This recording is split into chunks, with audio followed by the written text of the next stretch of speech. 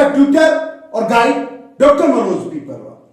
आज डिस्कस करने जा रहा हूं आपके साथ 10th क्लास की एक्सरसाइज 8.1 का क्वेश्चन नंबर 3। देखिए, if sin a is equal to 3/4 calculate cos a and tan a। यदि sin a की वैल्यू 3/4 है तो आपको cos a और tan a की वैल्यू निकालनी है। देखिए, जब हम ये शॉर्ट ट्रिक है पंडित बद्री प्रसाद हर हर भोले, इसको फॉलो करते हैं तो हमें मालूम होता है कि साइन जो है वो परपेंडिकुलर अपॉन हाइपोटेन्यूस। देखिए स्टूडेंट्स, साइन ए की वैल्यू दे रखी है 3/4। साइन होता है परपेंडिकुलर अपॉन हाइपोटेन्यूस, यानी कि लंब बटे कर्ण। देखिए, जब 3/4 को आप इस फॉर्मूले में रखते हैं और ए दे रखा है तो ए वाली साइड को हम बेस मानते हैं और ए के अपोजिट साइड को हम परपेंडिकुलर मानते हैं। तो देखिए, लेट मान लीजिए sine A is equal to, और देखिए परपेंडिकुलर है बीसी, ए के अपोजिट साइड बीसी, और हाइपोटेन्यूस है, कर्ण है आपका एसी, इज इक्वल टू में आप 3/4 करते हैं और मान लीजिए सब के इक्वल है। तो यहां देखिएगा बीसी है वो 3k के इक्वल आ जाएगा और एसी है वो आपका 4k के इक्वल आ जाएगा। मान लीजिए इसे हमने 3k और ये आपका 4k आ जाता है। अब देखिए, एक राइट एंगल ट्रायंगल में जब दो साइड दी हुई हो तो पाइथागोरस थ्योरम की हेल्प से हम थर्ड साइड पता लगा सकते हैं। हम लिखेंगे बाय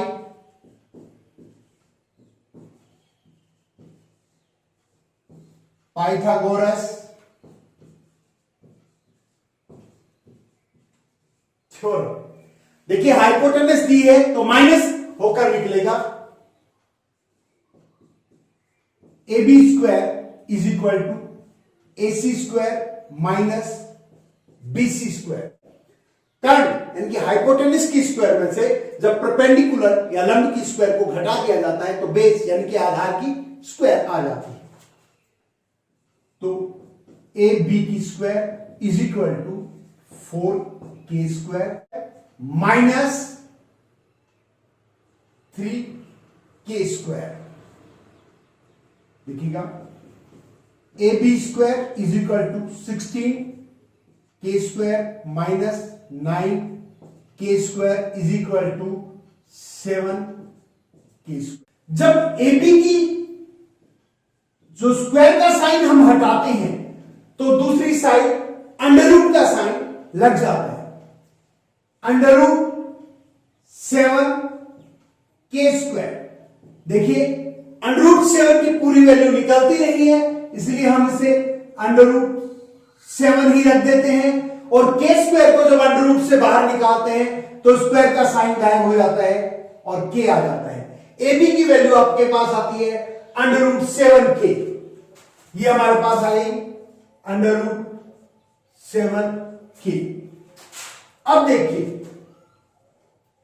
आपको वैल्यू निकालनी है cos a की, cos a।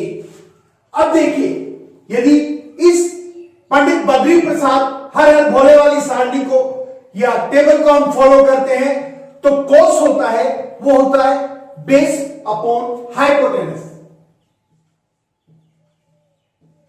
Base upon hypotenuse. देखिएगा, cos a है तो a जिस पर होगा वो साइड हमारा बेस होगा। a है ए बी पर, A B upon hypotenuse A C. A B की वैल्यू देखिएगा, ए बी की वैल्यू है अंडर रूट 7k और ए सी की वैल्यू है 4k। जब आप k को k से हटा देते हैं या काट देते हैं तो आपके पास बचता है अंडर रूट 7 अपॉन 4, ये आपकी cos A की वैल्यू आ जाती है। दूसरी वैल्यू आपको निकालनी है tan A की। tan होता है perpendicular upon base, perpendicular upon base. Perpendicular आपका है BC, बेस आपका है AB, BC की वैल्यू है 3K और AB की वैल्यू है √7K। जब आप K को K से काट देते हैं तो आपका आंसर आता है 3/√7। यह आपका आंसर होगा। Now see the fourth question. Given 15 cot A is equal to 8, find sin A and sec A। जब आपको 15 cot A की वैल्यू 8 दे रखी है तो आपको sin A और sec A पता लगाना। देखिए 15 cot A is equal to 8, जब आप cot A निकालते हैं, ये जो 8 है ये 15 इधर मल्टीप्लाई में है, इस साइड आएगा तो डिवाइड में आ जाएगा और 8/15 आपको cot A की वैल्यू मिल जाती है। आपको ध्यान है कि कोट जो होता है ये पंडित बद्री प्रसाद हर हर भोले वाला फॉर्मूला अप्लाई करते हैं तो कोट की वैल्यू आती है base upon perpendicular, base upon perpendicular. Cot आपका आ गया बेस अपॉन परपेंडिकुलर। अब देखिए 4 एंगल A, जब आप एंगल A के लिए निकालते हैं बेस आपका होता है AB एंड परपेंडिकुलर आपका होता है वो है BC।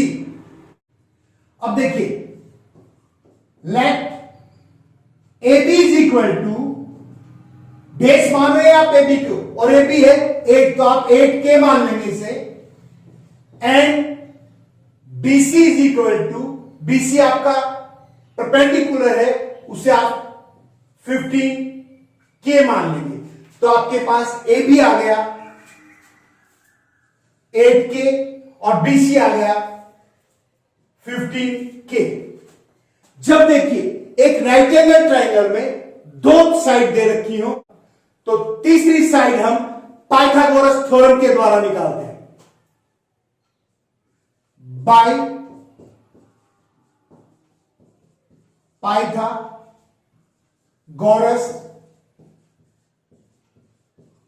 Theorem, bye Pythagoras theorem. Pythagoras theorem में आपको निकालना है राइट एंगल के सामने की साइड यानी कि हाइपोटेनस यानी कि कर्ण, और कर्ण जब निकालते हैं तो कर्ण की स्क्वायर तब निकलती है जब बाकी दो साइड्स की स्क्वायर को आप जोड़ देते हैं।